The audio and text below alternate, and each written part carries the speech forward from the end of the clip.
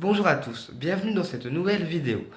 Aujourd'hui, on va voir dans cette vidéo comment acheter des pierres de qualité sans se faire arnaquer. Idem pour la boule de cristal puisque c'est une question qui m'a été posée par une abonnée de la chaîne.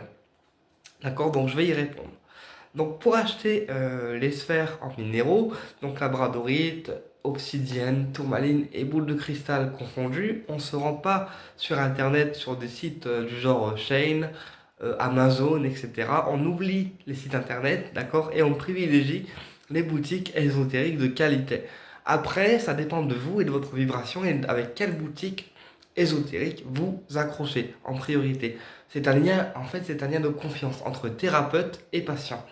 À partir du moment où on a confiance en la boutique et confiance aussi au vendeur ou à la vendeuse, d'accord, et qu'on sent que ces pierres sont de qualité, eh bien, on peut acheter des pierres, voilà. Et puis, je vous invite aussi à tester le degré de connaissance des vendeurs en lithothérapie pour voir s'ils sont aptes ou pas à vous conseiller telle ou telle pierre, d'accord, parce que souvent, avoir un magasin de pierres, c'est très bien, mais si tu connais rien, d'accord, ça sert à rien, ok. Donc, je privilégie les boutiques ésotériques et puis aller vers un thérapeute et une vendeuse qui vous correspondent pour être sûr que les pierres sont de qualité. Euh, voilà. Et on oublie des sites chinois comme Shein, Amazon, etc.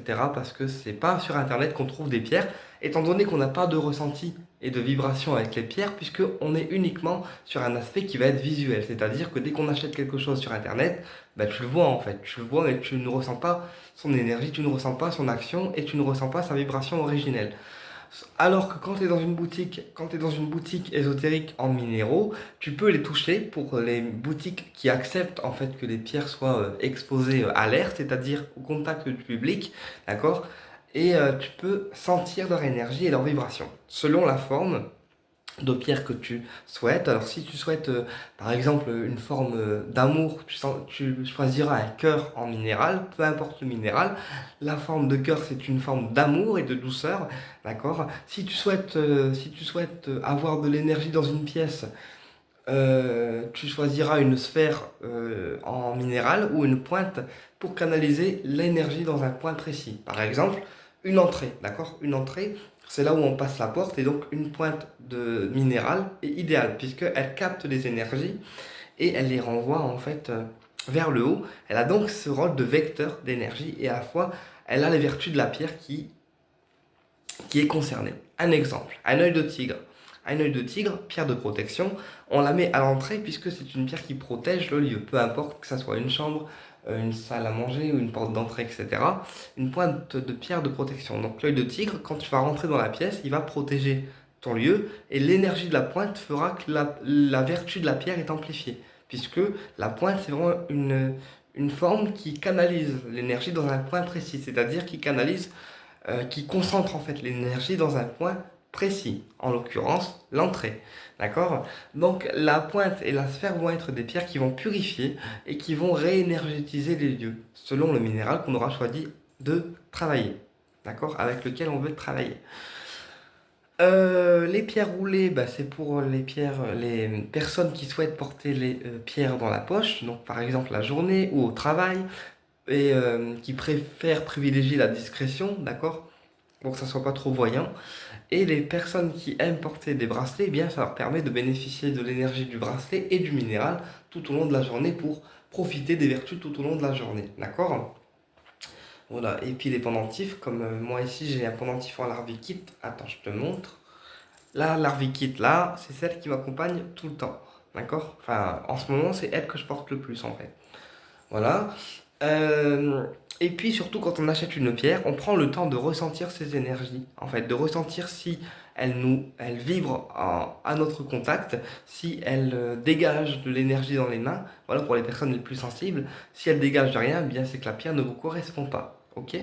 Idem pour les pierres fausses, puisqu'il y a aussi des fausses pierres en lithothérapie, il faut le savoir. La plupart des fausses pierres, eh bien, ce sont du titane, voilà, parce que le titane, c'est un, c'est une résine qu'on constitue comme étant une pierre, mais le titane, eh bien, est souvent vendu comme pierre de lithothérapie, et c'est là qu'on rencontre en fait le plus de contrefaçons dans le titane, en fait, voilà. Et puis les fausses pierres en lithothérapie vont être des pierres qui vont être beaucoup plus flashy dans les couleurs. Par exemple, un quartz rose qui va être faux, d'accord? Eh bien, il aura des couleurs un peu plus fuchsia, un peu plus flashy, et il perdra en fait son rose plutôt pâle ou plutôt doux qu'il a en règle générale. D'accord? Donc, quand on est sur des fausses pierres, d'accord, eh bien, on va être sur des couleurs qui vont être beaucoup plus flashy, mais vraiment très flashy, genre limite des paillettes, quoi. Tu vois ce que je veux dire? Et alors que des vraies pierres garderont leur couleur naturelle. Voilà. Après, il y a aussi des pierres de synthèse, voilà, qui sont constituées en laboratoire. D'accord? Je prends l'exemple de la turquoise. La turquoise, c'est une pierre qui doit être traitée la plupart du temps en laboratoire, puisque elle a elle doit être solidifiée par une résine, d'accord, pour pas que la pierre se casse ou s'effrite, et la turquoise est souvent très solidifiée en fait dans un laboratoire parce que la résine permet à la pierre de pouvoir résister à tout type en fait d'énergie naturelle, sauf l'eau, parce que l'eau, la turquoise, elle n'aime pas, mais la résine permet à la turquoise de pouvoir se solidifier, d'accord, et d'avoir une base solide pour que la pierre ne soit pas effritée ou cassée, qu'elle puisse en fait durer dans le temps. Voilà.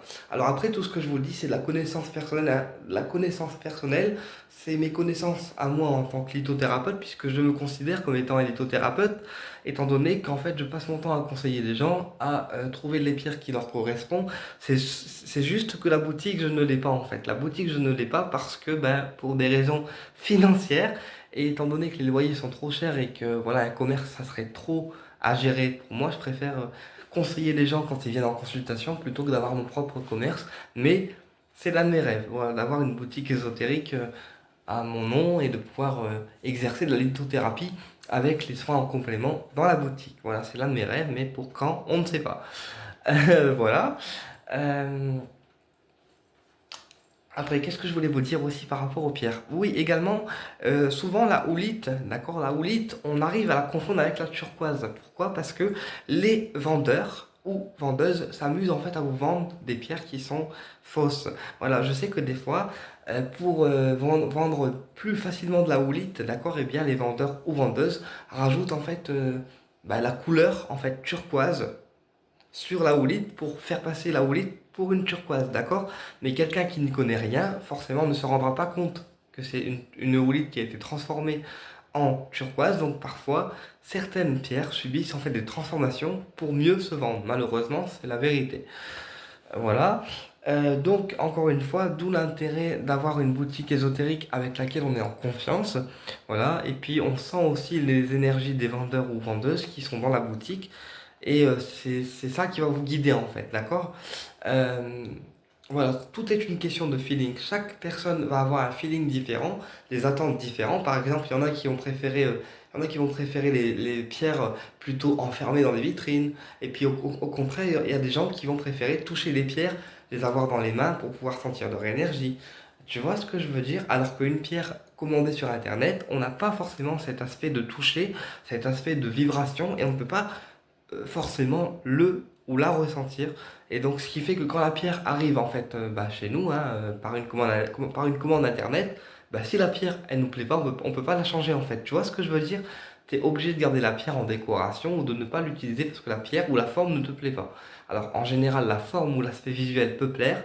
Par contre, l'énergie dégagée par la pierre, on peut s'apercevoir en commandant sur internet que elle n'est pas très puissante ou qu'elle est on cherche en fait une énergie beaucoup plus forte et une forme de pierre beaucoup plus forte par rapport à ce qu'elle dégage en fait en termes énergétiques et dans les mains. Voilà, j'espère que je me suis bien expliqué, hein, parce que c'est pas évident d'expliquer ce sujet des fausses pierres. Mais bon, j'espère que j'ai fait au mieux.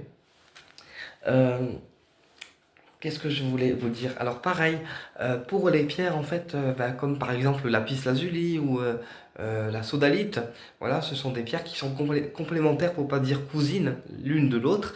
Et ben pour repérer un lapis lazuli véritable à une sodalite, il suffit de regarder avec une lampe bleue, tu vois, une lampe à empreinte quoi, les inclusions du lapis lazuli.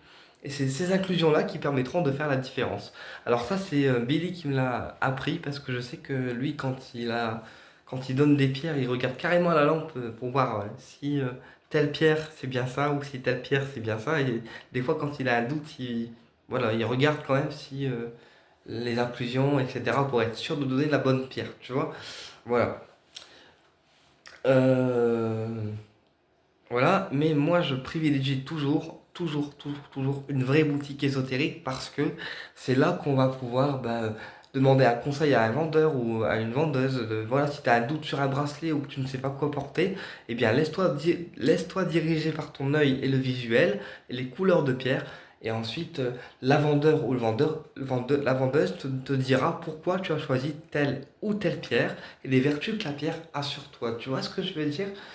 Voilà. Après, il y a des pierres très très rares, comme par exemple l'émeraude, qui n'est pas facilement trouvable en lithothérapie. Par exemple, les émeraudes qui sont fausses, d'accord? Ils ont un vert qui va être beaucoup plus flashy. Flashy, mais vraiment ça flash, quoi, tu vois, voilà. Alors que les émeraudes naturelles vont avoir un vert qui va être beaucoup plus nature, tu vois, vert profond en fait, tu vois. Euh, Pareil pour la citrine. Alors la citrine, bon bah c'est une améthyste chauffée. Une améthyste chauffée au four, quoi. Alors qu'une citrine naturelle aura ce côté vraiment marron orangé. Mais une citrine qui n'est pas naturelle aura ce côté très jaune, très ouais, jaune pétant, quoi, en fait, tu vois. Voilà. Donc ça, c'est toutes des astuces qui permettent de reconnaître les vraies des fausses pierres. Après, les pierres de synthèse ont aussi une action, la même en fait action qu'une pierre naturelle de lithothérapie. Ce qui change avec une pierre de synthèse et une pierre naturelle, c'est juste que la pierre a été traitée en fait en laboratoire. C'est pour ça qu'on dit que c'est une pierre de synthèse, puisqu'elle a été traitée en laboratoire, alors qu'une pierre naturelle n'a pas été traitée par les mains de l'homme. D'accord? Voilà. En tout cas, j'espère que cette vidéo vous a éclairé et je vous dis à très bientôt pour une prochaine vidéo. Ah oui, et pareil pour les pierres qui montent, alors qui montent en prix au niveau tarifaire. Je prends l'exemple de la kunzite. La kunzite, c'est une pierre rose pâle. On est donc sur une pierre qui est extrêmement rare et extrêmement coûteuse, puisque comme le gisement de la kunzite est assez rare parce qu'on n'en trouve pas tout le temps ni souvent, ben c'est ce qui explique qu'en fait le prix il monte, tu vois. Voilà. Bah écoute, j'espère avoir été clair et t'avoir apporté des réponses. Au plaisir de te retrouver pour d'autres vidéos.